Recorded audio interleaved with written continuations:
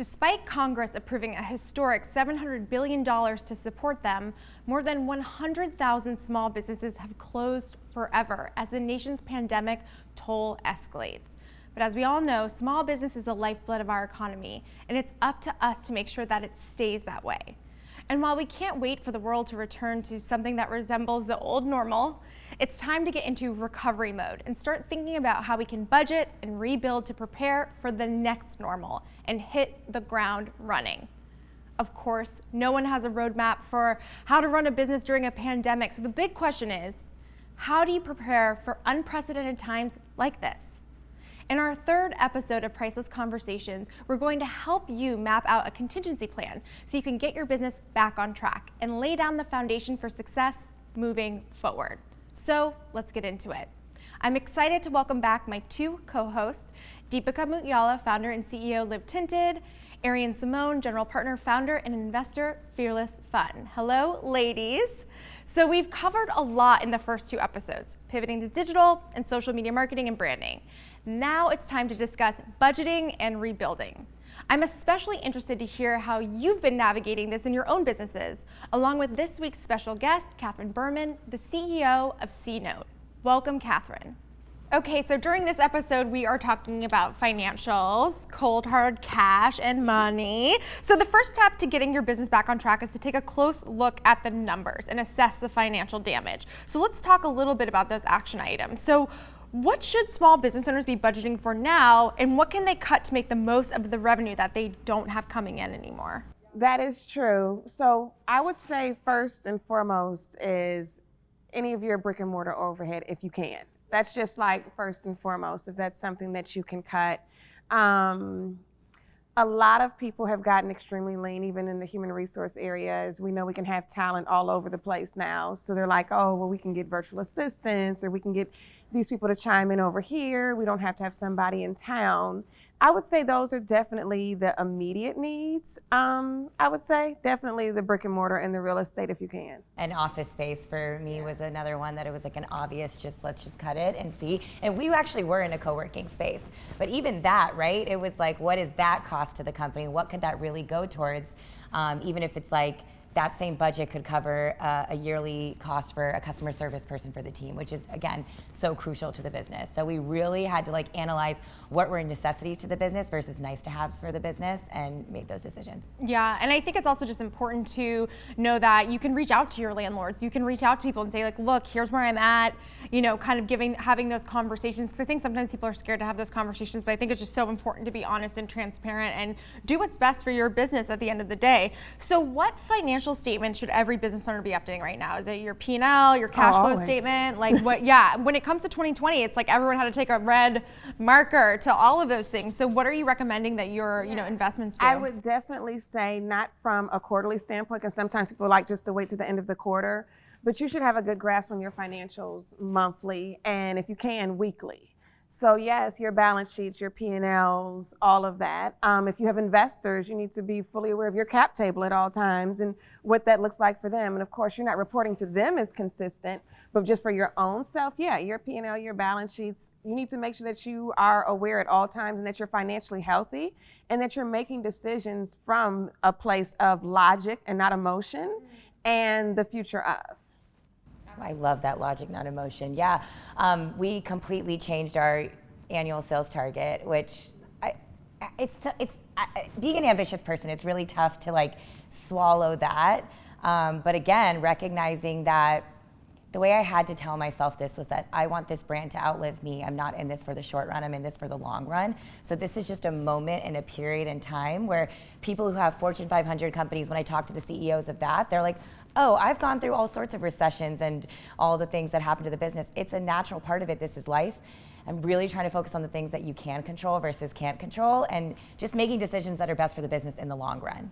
Yeah, and I think there is solace in the fact that it is a shared experience. Yeah. It's not just your business, it's not just your investments, it's not just our business, it's really everyone's taking a hit. And when you look back on the P&Ls from 2020, everyone's gonna be like, oh yeah, COVID, we know what year it was. yes, 100%. Kat, what about you? What do you think are the most important statements that business owners should be looking at?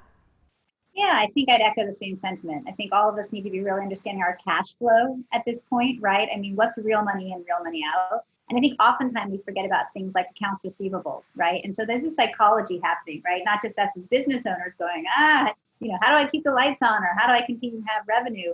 But it's also the people that are paying us, right? And so really, I keep saying to everyone, now is time for empathy dialed up, right? Hopefully we're always empathetic business owners, but really putting yourself in the shoes of your customers, of your clients, right? Both current and potential, and understanding, right? How are they doing? How are they paying you? And so it's now a time to think about, really cashing in on those contracts, right? That you knew were consistent.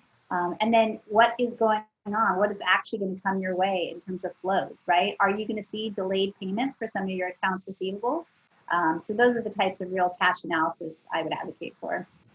Yeah, absolutely. Accounts receivables, it's definitely top of mind, I think, for everyone right now. We're like, where's that money? But yeah, I think, definitely paying attention to that for sure, as people are working through it. And if people can't pay you, working out payment plans in advance versus going down a legal sort of rabbit hole, which we know can be costly. So what are the key components that people should be tracking in their P&L? Is it the revenue, cost of goods sold? Like, what are you typically looking for in a strong P&L? I mean, this would be great for you. This is different for every business and every industry, especially if you're speaking of a service business versus a product business. So, of course, product business, we're always looking at the margins. You're always looking at, okay, what does this look like? But a service business is going to look different, honestly, even than a tech business. That's like pure hardcore tech. So for every business that looks different, but you want to hone in on what that difference is and make sure that it's healthy in that area. So for service business, of course, cash flow is a big thing. Like you can get just backed up just because, okay, somebody has a net 60 or a net 90 and you're like, wait a minute, I have money, but I don't have money. Like, how did this happen? Yeah.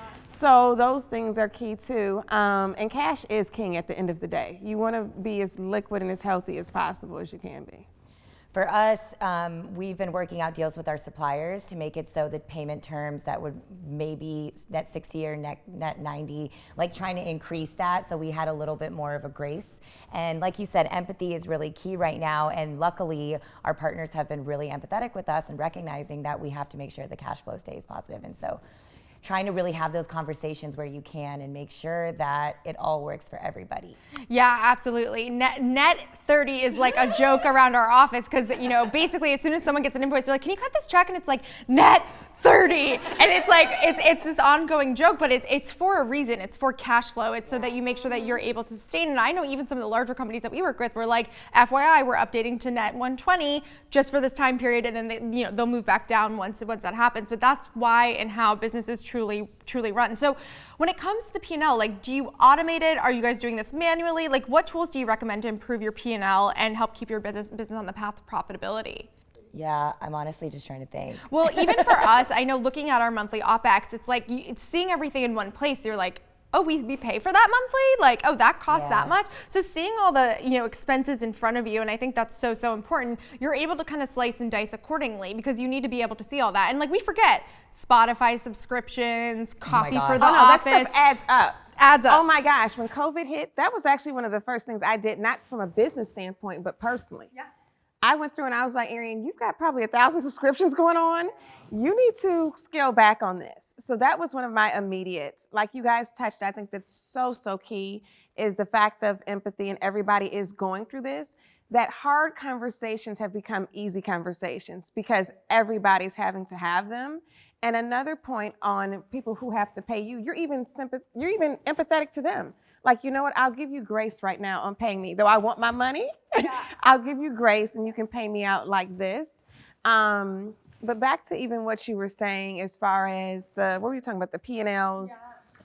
Yes, and which different systems. Of course, everybody pretty much has a QuickBooks or just different accounting practices, but I implore everybody to get great accountants that are particular to your industry because that's what's going to help you make those hard decisions. You need somebody who can sit there with you and say, hey, if you don't have a CFO, but somebody who's outsourced, that's like, hey, this is exactly where you can cut back on your business and this is where this business can flourish. From the beginning, I think that's such great advice. I feel like sometimes it's the last thing you want to invest in, right? You're like, I just need bodies doing the work. It needs to be the first. That's really good advice. We did not do that. And now we're backtracking nerve-wracking and trying to find that really good accountant. And we did find it, and it's been a game changer.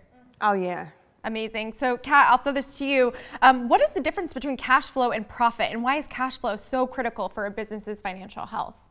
Oh my gosh, absolutely. Well, so many of us are analyzing both right now, right? And also, it starts usually with how you evaluate your business and how you bring in cash, right? But I think all of us are trying to understand what's that real tangible cash that's actually sitting in our bank account that we can do something with versus that perceived cash, right? Which could be contracts, AR, accounts receivables, right? And so because there's some nebulous space in between, now is the time we have to be focused back on that cash is king, right? What's the actual dollars in the bank account right now? What are the actual dollars coming in week over week? What can you count on, right? And so this is why I encourage business owners right now really to focus on their assumptions, right? And be really honest with ourselves. Now is not the time to kind of go and say, wow, well, in the best case scenario, here's what's coming in next week. Now is a really important time to do worst case, mid case, and high case, and really be managing, right, to that worst case. And so I think what we're seeing with a lot of businesses is they probably projected profitability throughout the course of the year. And now they're having to really redo those projections and saying, wow, like I'm actually going in the red pretty fast. And what do I do about that? And so anyways, I would always go back to the difference between cold hard cash in the bank account versus what you're projecting in terms of money coming in. And what do you suggest a business does if they are at a loss or if they see themselves going towards a loss? Like what steps should they take? Yeah, the first I say, and working with so many amazing women is, deep breaths. It's so easy. Most of us, it's our baby, right? And it gets really nerve-wracking when you were on this tremendous upswing and you were doing great, and suddenly COVID hits us like a ton of bricks. And so many of our assumptions are thrown out the window, and so many great projections. So the first thing I always, advocate for is deep breaths. And that was such a great point about being in it for the long game, right? Like we're all game changers here. And so how do we recognize that this is just one speed bump on our longer journey? And so first it's just kind of really centering around that. And then second is then really go back to what can I control, right? So really looking at those expenses and go, okay, deep breath. We know there's going to be a bunch of things coming my way this year that I can't control, right? So let's do an analysis and try to work through what are those worst case, mid case, and best case scenarios in terms of revenue. And then let's look at what I control on the expense side, right? And where is there really opportunity to dial back? The other thing I would say is this is a really important time to think creatively. Oftentimes I've spoken to business owners who will say, okay, COVID, I have to slash my team in half, right? Okay, COVID, I clearly have to let go all of my contractors. And I think we forget we're human beings, right? That at the end of the day, nobody wants your business, to fail. They joined you as a team and as a leader because they wanted to see this vision come to fruition.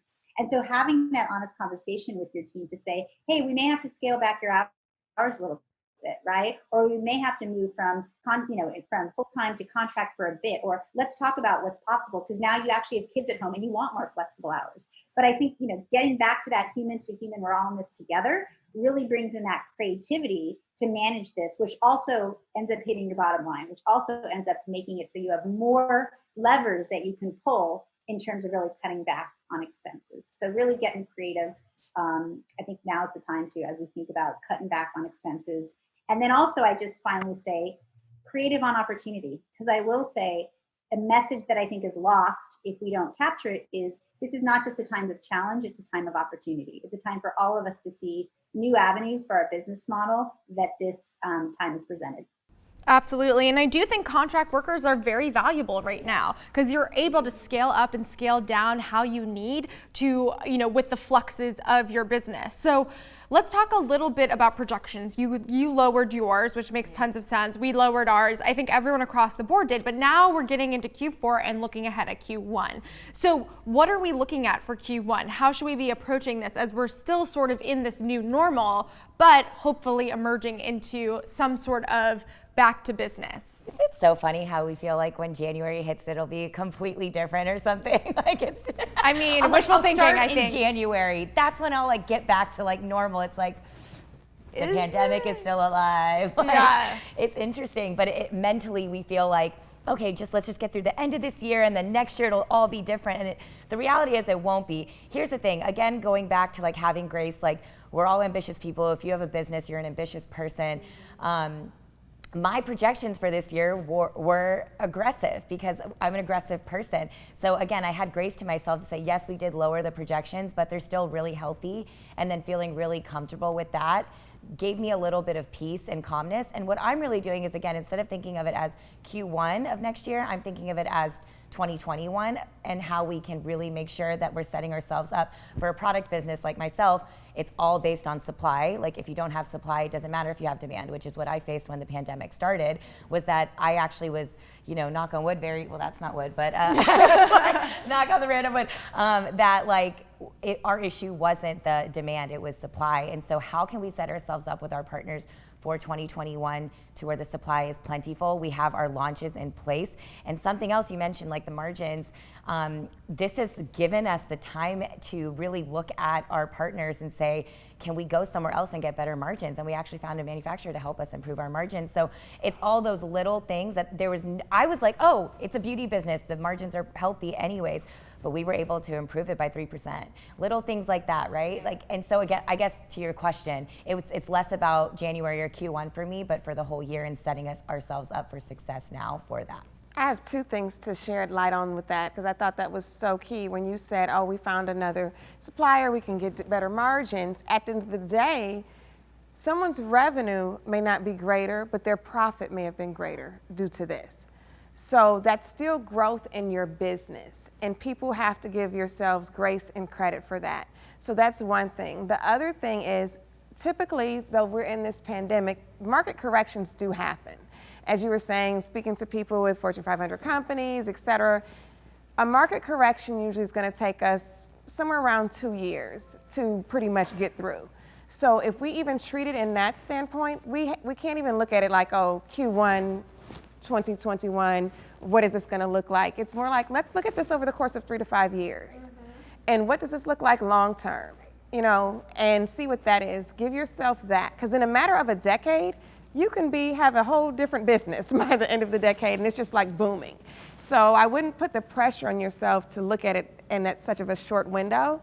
Give yourself 3 to 5 years. The market correction is going to take you about 2 years to heal, and go from there. It really is these kinds of conversations that give you peace, because like when I hear stories of other people, when I listen to the podcasts of the companies I admire, they all went through it in the legendary companies that we all look up to, they went through their own version. Maybe it wasn't a pandemic, but whatever it was for their time. And it kind of, again, it gives you that feeling of like, we will get through this, and what can you do and what can you control now to make sure that you do? Yeah, absolutely. And Kat, I'll throw that question to you as well. Yeah, just in terms of how to weather it for Q1. Yeah, or even just approach Q1. Yeah, I think I take a very similar viewpoint in terms of I look at it as 2021 as a bulk. But it's this really interesting dynamic. In one stance, I definitely look at it as that's that next step or that next chapter, right? That we're aiming for and projecting for and evaluating, which is I think probably more long term. And at the second, on the second step, I'm also very kind of more short term, analysis, and I'm sure each of you is doing that. Which is things change so much week by week right now.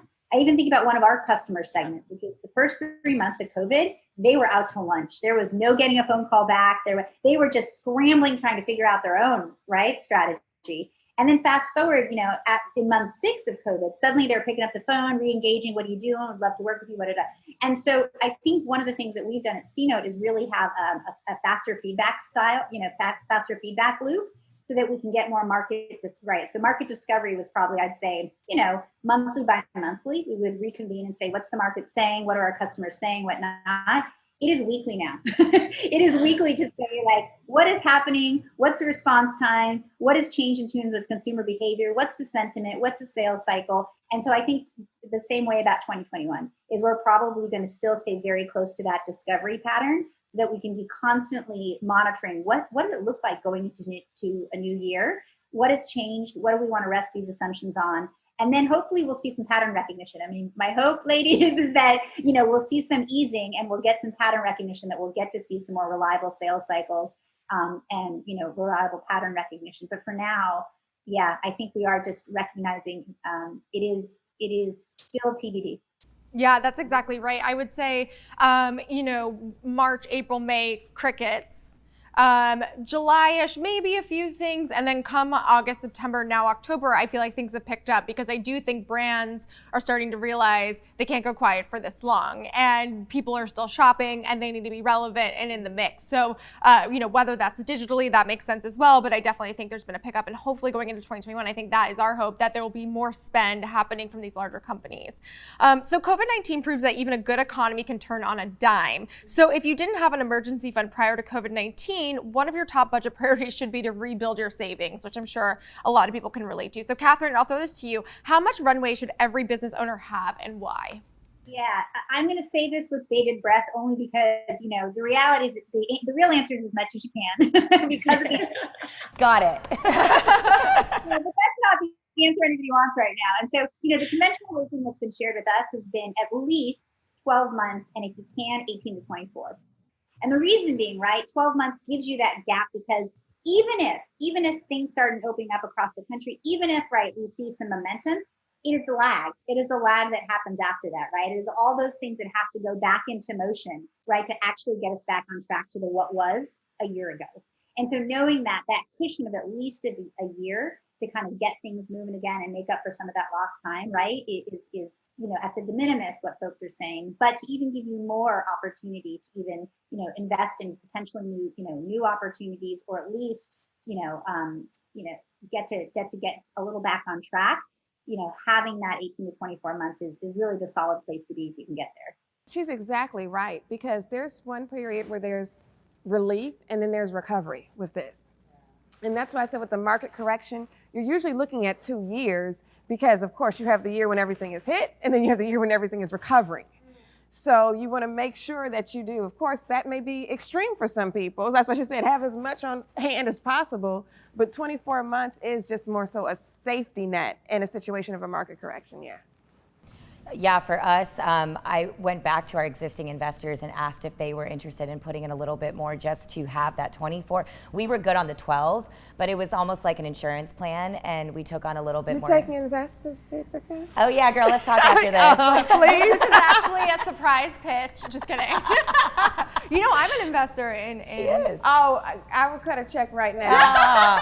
We're doing deals, people. Look, the economy's recovering. Well, I think that it was a really smart move for us. We actually, again, haven't actually tapped into the funding that we took on, but the cushion just gave us a little bit more of a day-to-day piece, really, to not feel like we have to be so extreme, because again, things like customer service are super important to us. And with marketing efforts, I've always been scrappy.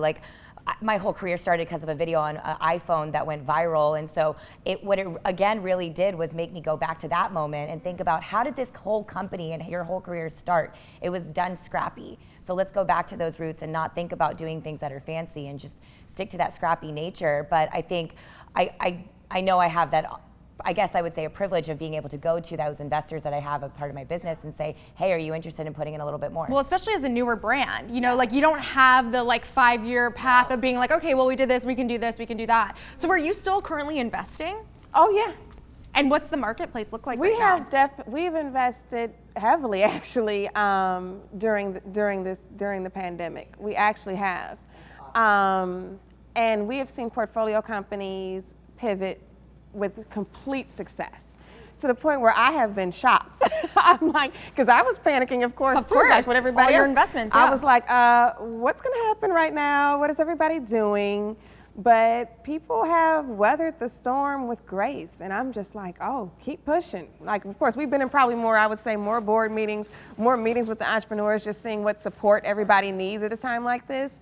But people have doubled down, and it's been truly successful. And I was just oh, thank God. So yeah, we have made investments during this time. I also think what's really cool in thinking about you and what your fund stands for is that I've been able to not lose focus again on what makes my business unique, and really zoom in on the fact that we stand for diversity and inclusion. I'm a woman-owned business, and those things that people are looking to invest in, I'm hey, this is true to who we are. But I was at the point now where we were trying to sort of, to be honest, when you hear growth, expand beyond maybe what your core values of your company are. And what this pandemic has reminded me is why I got started, what was the purpose behind this brand, and that's actually why people invested in the first place. And to really just I think the reason I'm saying this is anyone out there who has their own business, focus in on your values, what makes your business unique, and especially if you're going for the fundraising process. Absolutely, and I think it's so wonderful that you're still investing, because I do think we need to be building up, especially women-owned businesses, especially women of color-owned businesses. As someone who's self-funded, it's very different landscape, right? When you're looking at things, and we were also fortunate enough to have at least the 12 to 18 months as well, but that's because we are scrappy as hell, and it's funny because it's one of those things where I think previously everyone was sort of annoyed by how scrappy we are, but afterwards they're like, great. What can we learn from her? Yeah, exactly. So Catherine, how can business owners start saving now when their profits are less? What steps can they take to start? Because I'm sure everyone wants to rebuild that emergency fund. Yeah, and I just want to echo that scrappy sentiment. I think my team used to make fun about my co-founder Yuli and I, how scrappy we were and just such good savers. And now they're going, thank you for that. Oh, totally. Yeah. Same boat. Having that culture, having that DNA, early on, despite people, mocking it, I think it's coming around. Yeah, savings, absolutely. So critical, I think, for each of us as individuals, each of us as business owners.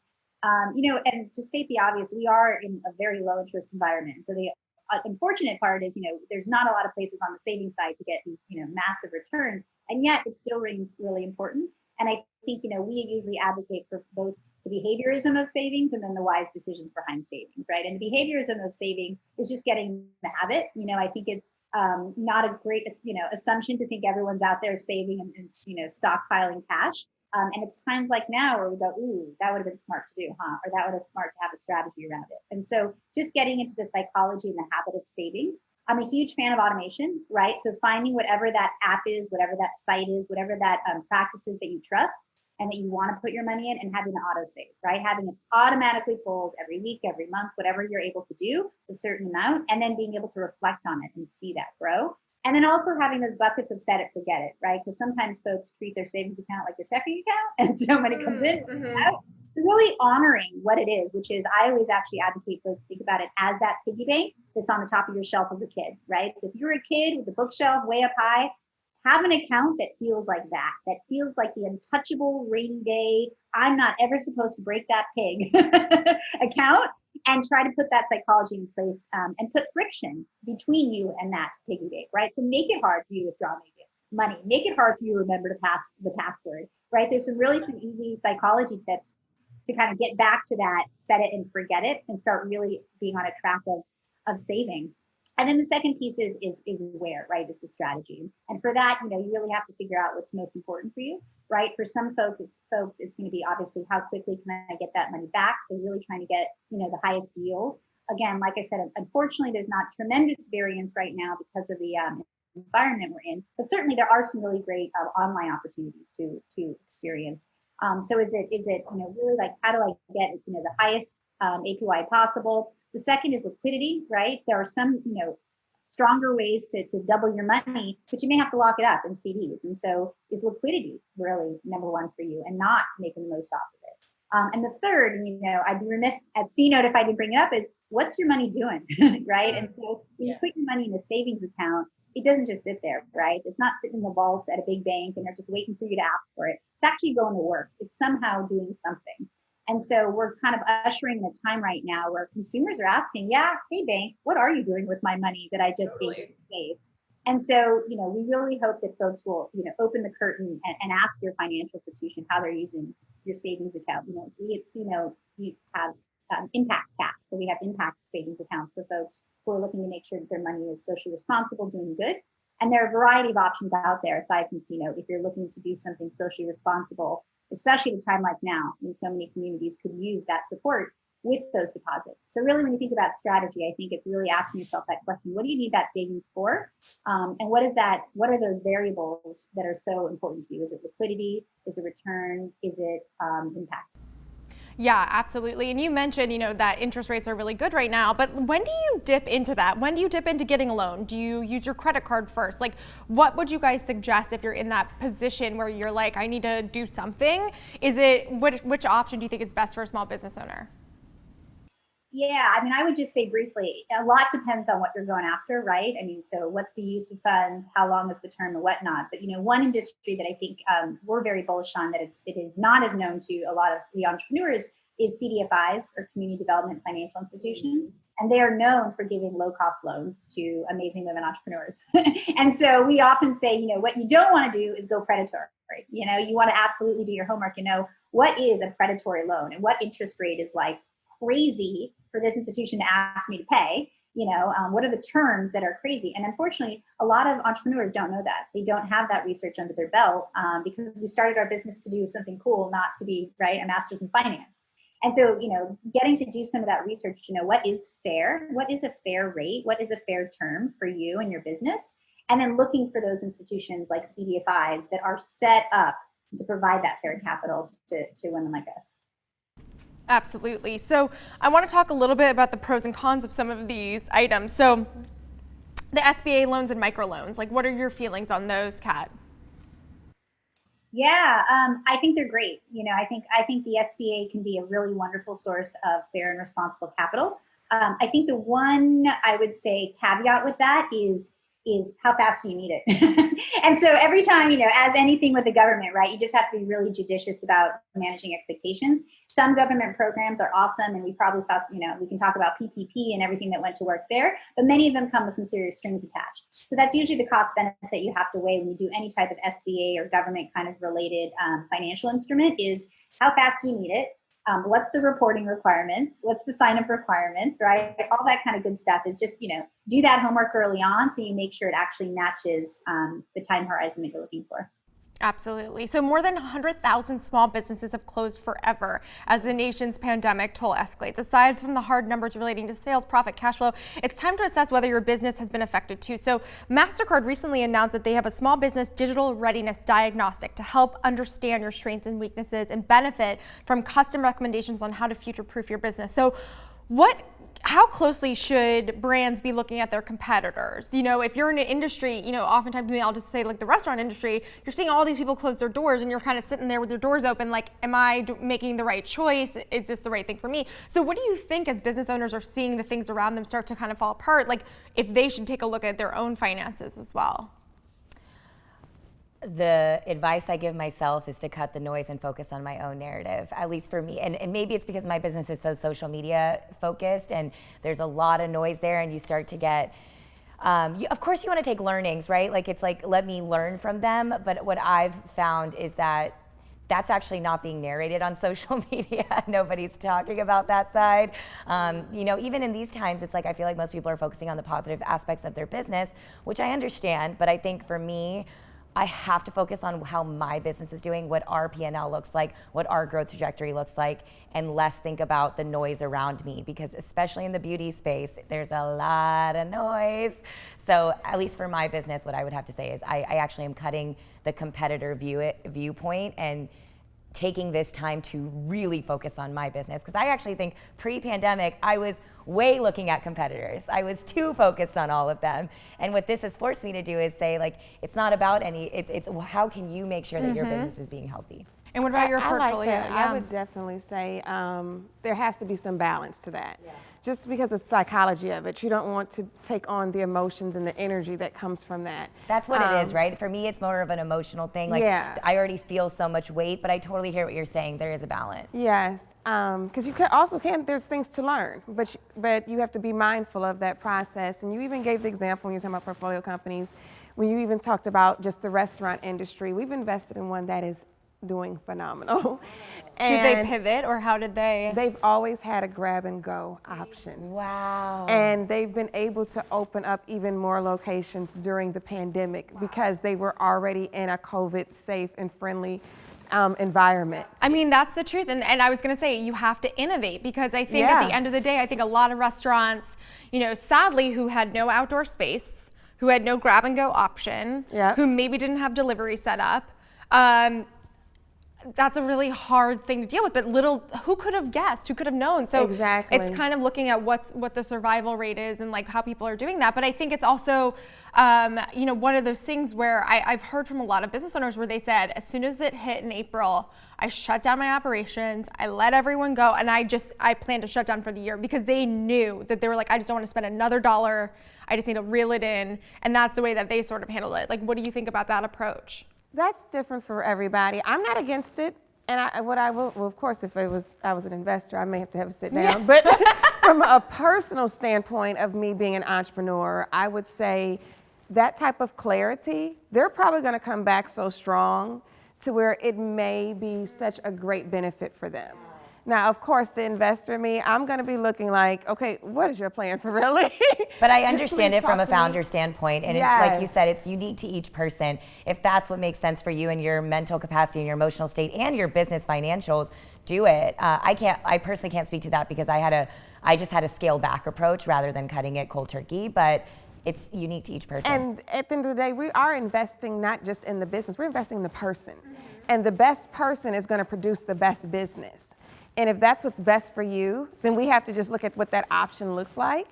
And okay, what is the long-term game plan here? Yeah. So, Kat, how and when should people adjust their business model to improve their profits and remain competitive? Yeah, I mean, I'm a believer in you're always looking at your business model. You never sit on your laurels and go, oh, I figured it out.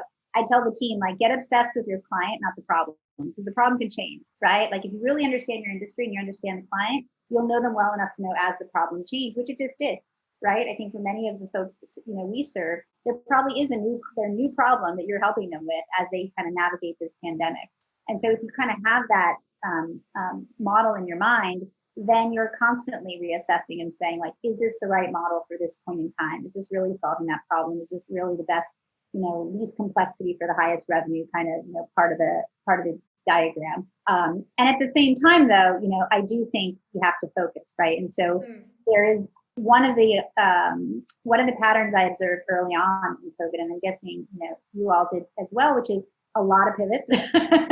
And sometimes it would almost be, knee-jerk pivots, right? Like, everything's changed, we have to change, like, let's completely, reboot our entire business. And I saw this happen around me. And so I think, you do have to be a little bit careful with that, with those kind of knee-jerk pivots or those knee-jerk, business model changes, which just may emotionally feel really gratifying, right? Because you're responding to the moment. And yet from a long-term business perspective, it's like, can be really dangerous. And so going back to basic principles of business, right? Like, what is your core value proposition? What are your core competencies? What can your team do better than anybody else? Who needs that more than anything now, right? Where are those margins to really grab, and what's that look like in the long term? And so I would say, we definitely cannot fall back on old business model assumptions. Now more than ever, I actually think there's a lot of creative business model opportunities being presented every single day. So I do think it's an ongoing exploration firms and teams should do, but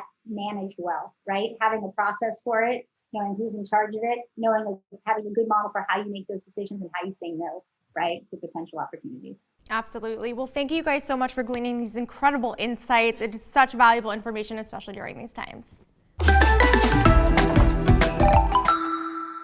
Hi, everyone. My name is Sonia, and I'm super excited to be here with Jaclyn and Create and Cultivate and all of my friends. I'm going to be talking to you about cash flow,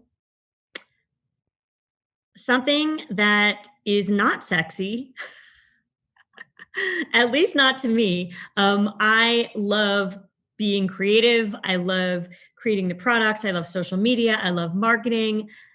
Talking about numbers, not something that I love, but it's something that every single one of you and every single business owner has to be really on top of. So it's actually the whole business. Your whole business is relying on you having cash flow. So pretty important subject, just not sexy in my opinion, but I'm going to try my best to make it sexy for y'all. So I think the first thing to know is that when people talk about cash flow, they are talking about the flow of money. So money coming in and money going out, right? You need money to be coming in regularly in order to fuel your business and pay all of the various expenses that you have. And so that you're bringing money in and you're seeing money go out. Cash flow and having an understanding on your cash flow depending on what business you're in, some of you are going to need to be really diligent on looking at your cash flow every single week. Some of you are potentially good with knowing how much money is coming in and out every month. I have a seasonal business, which is seasonal based markets. And so we only had money coming in to the business 3 times a year. So it shows why cash flow is so important, and more having an understanding on your cash flow, because with money only coming in 3 times a year, I needed to figure out how to sustain my business for all 12 months. How am I going to pay my employees? How am I going to pay the bills? How am I going to keep the lights on? All of those things are happening all year round, even though I only have money coming in 3 times a year. So for you and for what your business is, think about what is the goal for you to get a grip on your finances and your cash flow. If you have an e-com business, maybe it's monthly, but you definitely need to be aware of where money is coming in and where it's going out. I use QuickBooks. I'm a huge fan of QuickBooks. We do everything. There's obviously a lot of different products out there that you can use, but I suggest finding one and using them because they are going to save you time. It's intimidating at first because it's like, oh God, I have to learn this program, but it hooks into the back end of your business and in multiple ways, right? If I have money coming in from Stripe, if I have money coming in from PayPal, if I have money coming in from our e-com business, if I have invoices that are being paid, there are multiple ways that I'm bringing money into the business, but they're all funneling into one place for me to monitor, manage, and maintain everything. So I would say, definitely find the software that you feel comfortable with and start using it and get your hands dirty, because when you can send an invoice instantly because it's all hooked up, when you can get paid because it's all hooked up, it makes life so much easier. So one of the things I wanted to talk about was giving tips for controlling your cash flow and managing your finances. I have 4 tips. So when people start to bring in a healthy amount of revenue into the business, that's awesome. This year, COVID has shown that anything can happen, and a lot of people were blindsided. And so I wanted to talk just briefly about why having a healthy accounting system and a bank account that actually has money in it is so important, is because things like this, right? If you're running from A to B to C and you're going, and you're making deals here, there, and everywhere, and just hoping that nothing happens, that's not a great place to be. A lot of businesses I have watched crumble this year, partly because they did not have a good awareness of their actual business, of the actual money coming in and the money going out. And so they overstretch themselves. And that is a situation you do not want to get into. So here are my 4 tips for controlling and managing your finances and your cash flow. The number one thing is control inventory. If you hold inventory, great. Most e-com business online stores are holding inventory. If you are sitting on too much inventory, you are just sitting on money. You've spent it and it's just sitting there. It's not doing anyone any good. That could have been money in your bank account, cash flow for a rainy day. So look at your inventory and what is doing well and what is not doing well. Number 2, collect receivables. If you are someone who sends invoices and then sets it and forgets it and never follows up, for all you know, you have tons of money that's owed to you. That is one thing that I love about QuickBooks and just using any software program is I can go in right now and I can see all of the outstanding invoices. And there was a point last year, 2019, when I signed in Here I am checking my account. I had over 6 figures that was owed to me. Over 6 figures. So, and all I needed to do was follow up. Hey, where's that payment? Hey, sent this to you. It's 3 weeks overdue. Where's the payment? So the second tip there is to collect on your receivables. Follow up. Number 3, if you have an unprofitable relationship, if you work with companies that are slow to move, very slow to pay you, don't have great payment terms, cut them out. Cut them out of your life. You do not need that.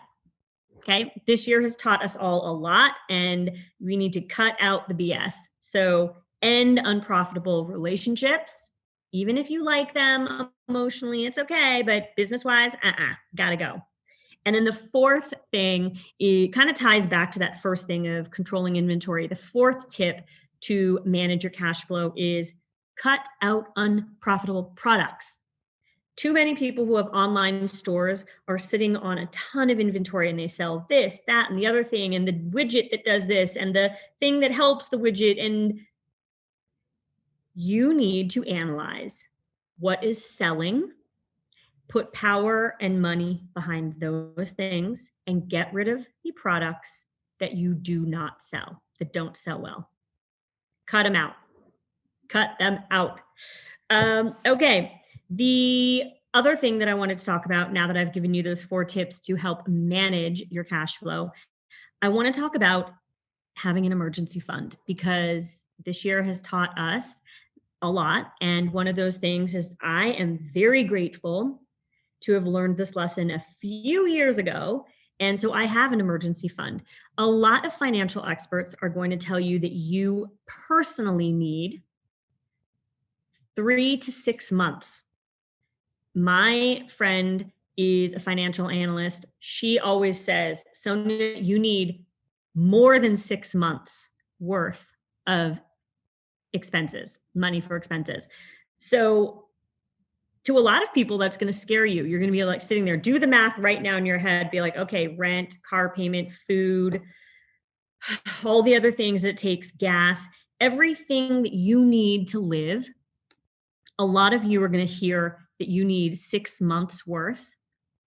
Let's say you need $2,000 a month, and we can probably all be honest that we need way more than that, but let's just go with 2,000. If you're looking at $2,000 a month, bare minimum to live, that means you need $12,000 right now in your bank account. Do you have that? Yes or no? That's for your personal, that is for your family, that is for you to make sure that you're okay. Now, throw in the fact that you need an emergency fund for your business, 2 separate accounts, obviously. And do you have that? So I am thankful because I did have funds. I had cash flow when in March, when COVID hit. And I had also an emergency fund. So I just sat on that. And I was very thankful. And a lot of the businesses that went out of business, it's because they did not have that. They were constantly overspending. And so here's the thing. To start saving for an emergency fund is really not that hard. But as human beings, we don't like being told what to do. And we want what we want when we want it. I want sushi dropped off at my door in 30 minutes. Right? I'm going to get a Postmates to do this. I'm going to, we are way too used to having our way. And so you need to hear this. Everyone needs to hear this. Saving is actually not that hard. You just stop spending money. You just stop spending money. Do you need a $5 almond milk latte every day? I don't know. Maybe you do. My guess is you don't. So here are my tips for starting to save that money, both for your personal and for your business account. The best thing is to stop spending. Literally, get a pen and a paper, draw a line down the middle, and I want you to start writing what you absolutely need to spend money on for your business. So in my business, we have rent. We have electricity. The water and power is pretty crucial. I have employees.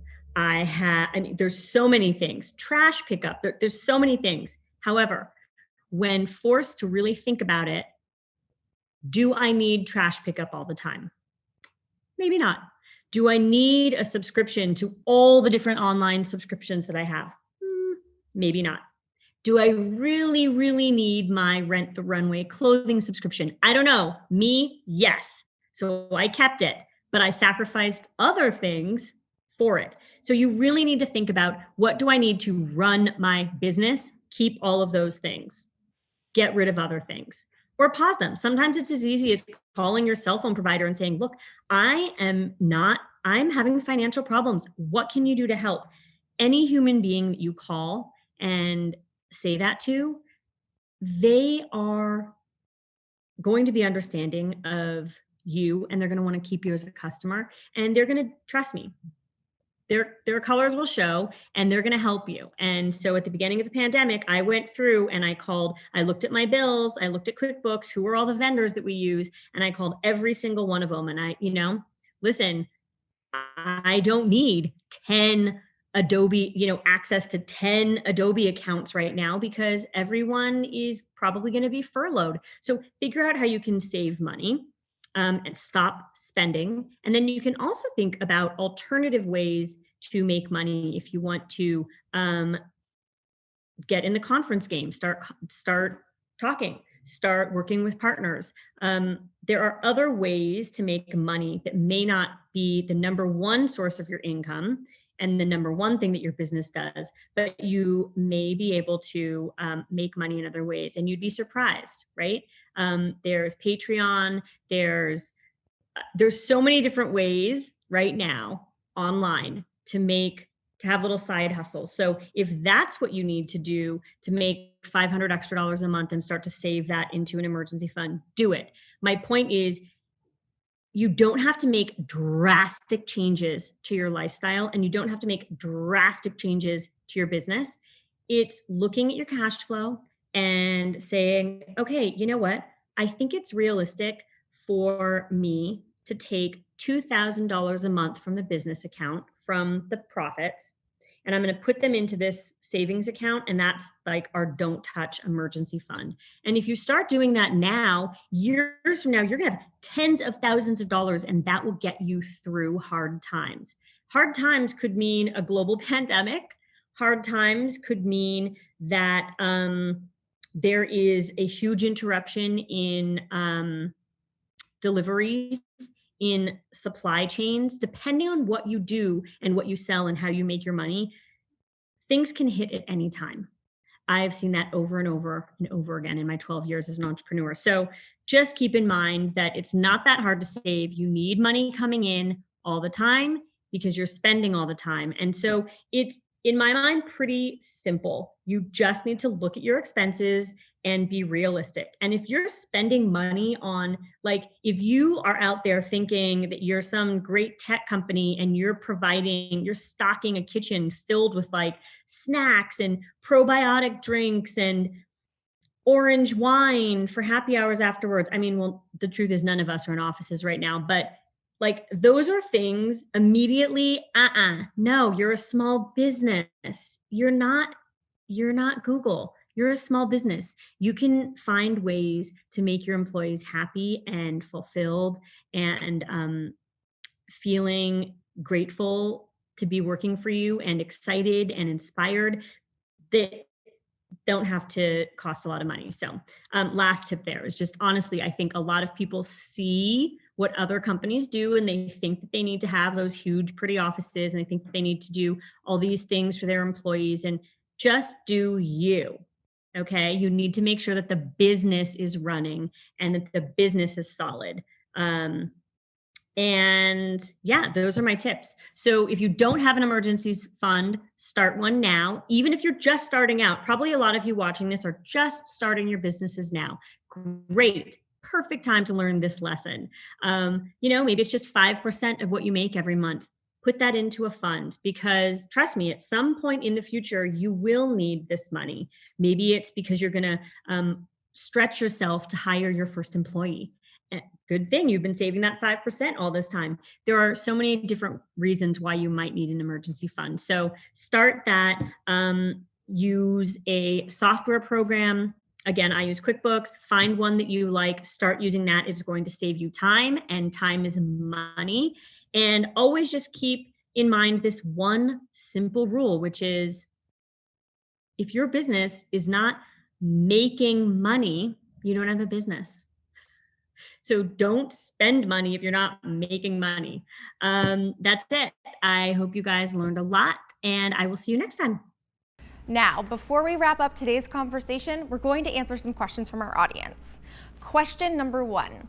I'm stressed about both my business and my personal finances right now. What's your best advice to make sure I'm prepared personally and professionally for future downturns like this?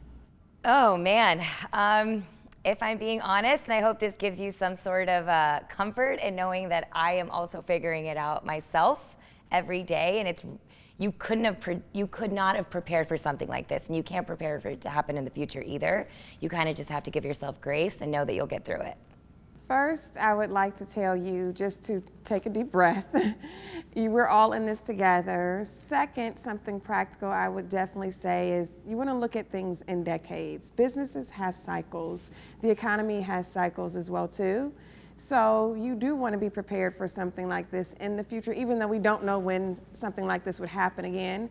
It's just the reality of it is that things happen, they go up and down. It comes with just doing business. So my practical advice would be for you to get a savings plan completely in order and seek out professionals who can help you and guide you based upon your industry as well as your own personal finances. Absolutely. And the only other thing I would say is take inventory on where you're spending. You know, this time has given us a lot of free time to look at where are all these things, you know, where's all this money going? We talked a lot about subscriptions, obviously, like how much are you paying each month? Where can you cut back so that you can actually start saving? Cash is king for yourself and for your business. So looking into liquidity as much as possible and not having your assets tied up, I think is really great advice to follow. Question number 2. I've accumulated debt that I'm slowly paying down, but the interest is so high. Should I use some of the funds from the Small Business Administration loan disbursements to pay down this debt? What advice do you have for me to consolidate and get around the higher interest rates? I think it's very specific to each business. It's important to look to experts and really dive deep into your specific business and make sure that you get the best advice accordingly, because I think like something that works for me may potentially not work for you, so make sure to get the appropriate financial advisors for that. When it comes to debt consolidation, first thing you do need to know that it takes time. You did not get into this situation overnight, you're not going to get out of it overnight. So be willing to, 1, work whatever your debt payment plan is. 2, I would say when it comes to consolidation, you need to look to see, are your payments basically going to be bigger later? So say you have $50,000 in debt on one loan and you got $100 on another, and you want to take the $100 and then cover the $50, so now you have $50 left. You want to see what that interest rate is, and over the course of time, are you going to do better or worse by paying off that remaining $50 at whatever rate that is, had you just kept the 2 separate? Everything she just said is what I will I will just piggyback on that. Okay, third question. What advice do you have for small business owners like me who are having a tough time emotionally right now? What's worked for you? First of all, you're not alone. I'm going through the exact same thing, and it's a complete roller coaster. Being an entrepreneur, you just have to be comfort and resilient in that feeling. And secondly, just know that if you're in this, just know that like you're in this for the long run. That's how I feel, is that this is a moment in time and we're gonna get through it. Just see it as a road bump in the road, and yeah, we're gonna get through it. We're gonna get through it together. That's what I tell myself every day, at least. Yes, we are definitely all going through this. I would say some tools that I do myself. I keep a gratitude list. Even right now on set, I have been writing down in my gratitude journal the whole time I've been here. So I would definitely say you want to have an attitude of gratitude, because then your universe and your world just starts to expand. Your panic is in your perspective. And if you can shift your perspective, then you will no longer panic. I mean, I don't even know how to follow that, but I would just say, on top of that, protect your energy. Someone told me that once, probably pre-pandemic, and I was like, okay, bye. Now I feel like that's come around so full circle for me. You have to have self-preservation, and whatever that is for you. If it's a glass of wine, it's a long walk, it's a hot shower, whatever it is, protect your energy, because as the boss, everyone's looking to you for that guidance. So you have to come prepared, fulfilled, grateful to the table every single day. So whatever you need to protect your energy, I would say do that. Thank you everyone for watching this priceless conversation on budgeting and rebuilding. Please join us next week for our final episode in the series, where we discuss how to foster an inclusive small business community. You will not want to miss it. If you want to learn more about how Mastercard can help your small business, please visit mastercard.com to learn more about their Digital Doors program. Thank you so much for joining us, and we'll see you guys next week.